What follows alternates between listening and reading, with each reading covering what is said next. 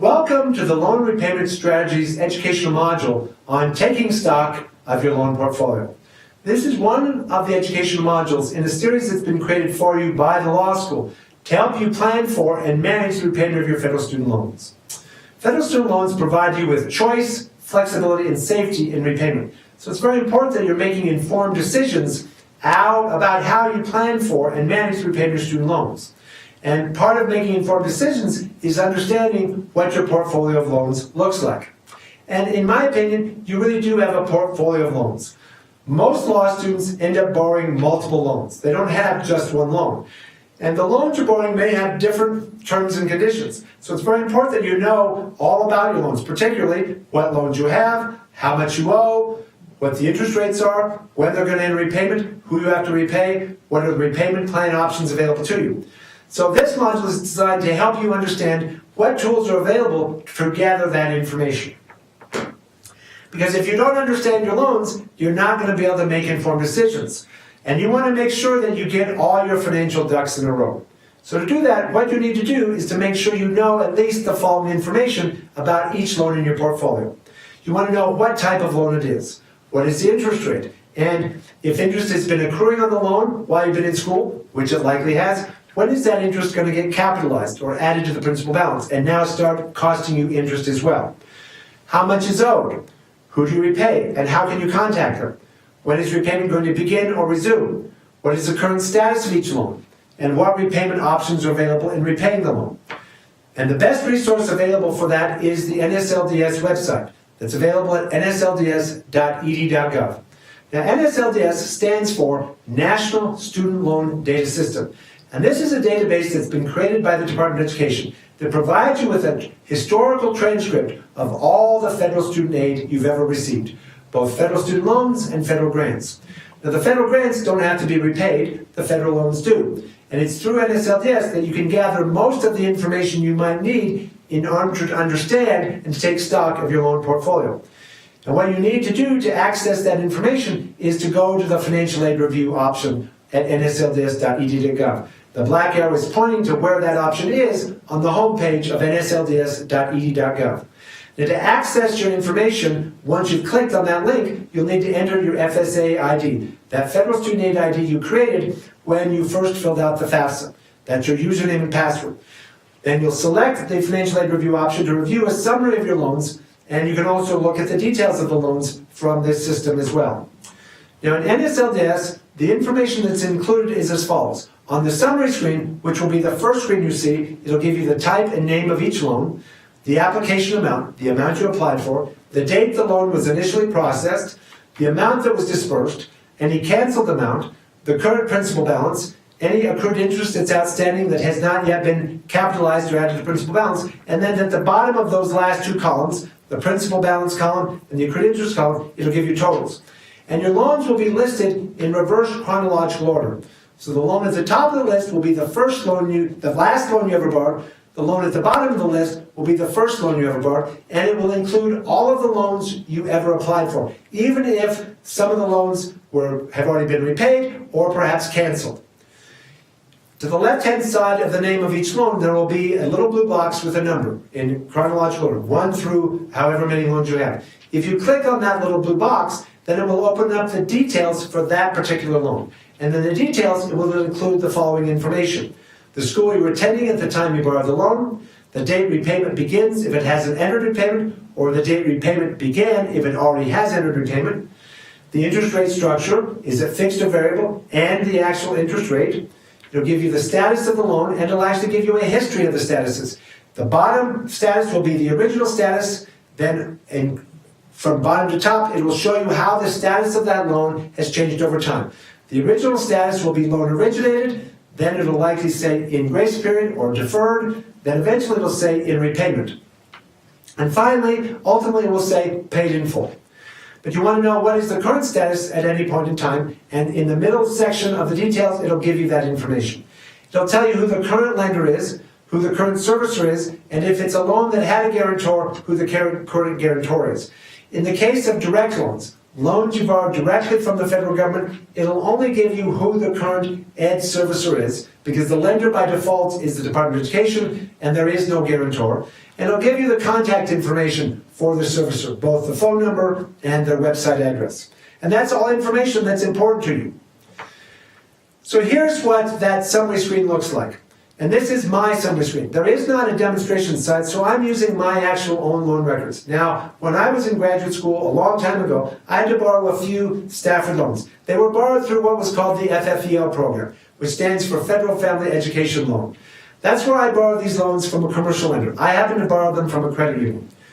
And until July 1st of 2010, commercial lenders were eligible to originate federal loans. And so you may have some FFEL loans if you were borrowing Stafford, Grad Plus, or consolidation loans prior to July 1st of 2010. But beginning July 1st of 2010, Congress changed the rules and no longer allowed commercial lenders to originate any new federal loans. So from that point forward, all Stafford, Grad Plus, and consolidation loans were originated through the direct loan program, where you're borrowing the money directly from the federal government. And in this case, if these had been direct loans, they would have said direct Stafford subsidized loans rather than FFEL, Stafford subsidized loans. Now, the type of loan is highlighted with the arrow point labeled A, it's that column.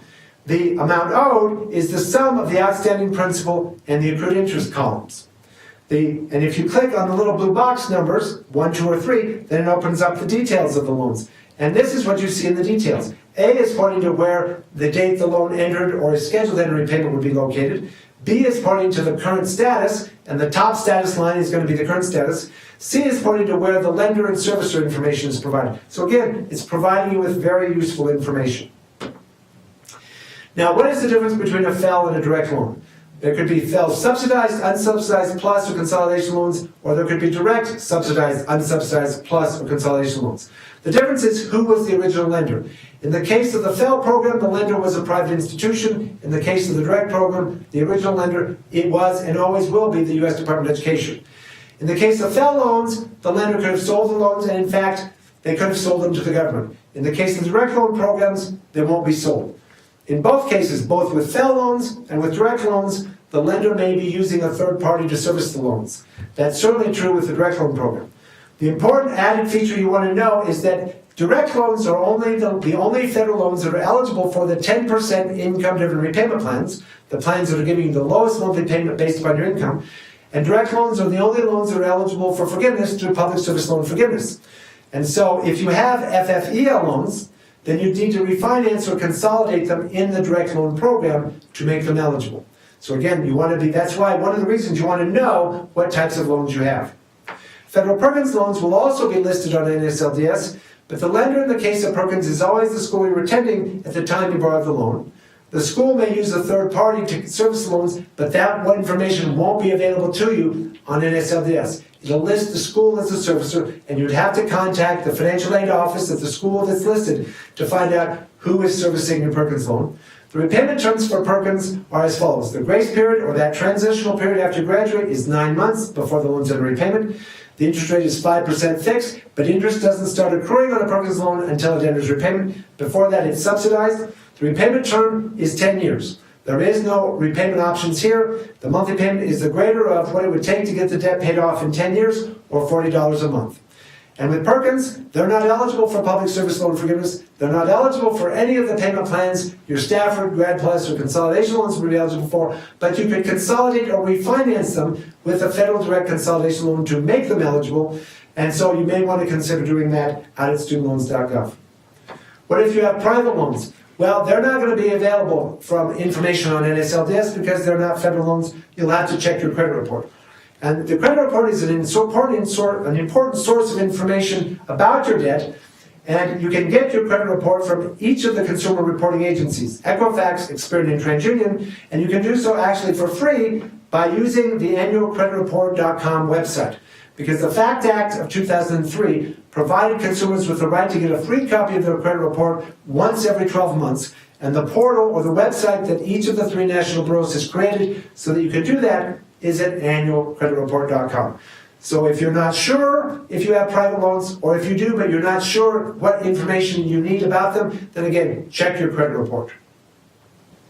Who do you repay? It's going to be the lender, but the lender may be using a server. So you need to know that you owe the money to the lender, but you're likely going to be paying the money back to the servicer. So you need to know who the servicer is, and you can find out who the servicer is, as we showed you, by checking out the details in NSLDS, in your loan summary.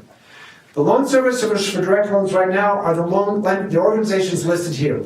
Education Services America, or EdSouth, EdFinancial, Fed Loan Servicing, Great Lakes, Mohila, Navient, which is formerly Sallie Mae, Nelnet, the New Hampshire Higher Education Loan Corporation, which is also referred to as Granite State, the Oklahoma Student Loan Authority, also referred to as OSLA, or the Utah Higher Ed Assistance Authority, also known as Cornerstone. Now, the Department of Education may transfer your direct loans to a different servicer, but they'll always move them all together, and you'll be notified. And again, if you're not sure who the servicer is, just check out the loan details portion of your loan information on NSLDS. And once you've done that, I'd encourage you to fill out a worksheet, a spreadsheet that has all that information. The loan type, the interest rate, the lender, the servicer, the amount you owe, and you might also add when are the loans going to enter repayment. Now, for more information about your federal student loans, the best source is always going to be the servicer, the company that's managing the loans on behalf of your lender. But you also have available resources online from the Department of Education. For general information about student loans, go to studentaid.gov. For specific information about loan repayment, including more information about the payment plans and so forth, check out studentloans.gov. As we pointed out, you can see the summary of all your loans and details about the loans at the National Student Loan Data System by going to nslds.ed.gov.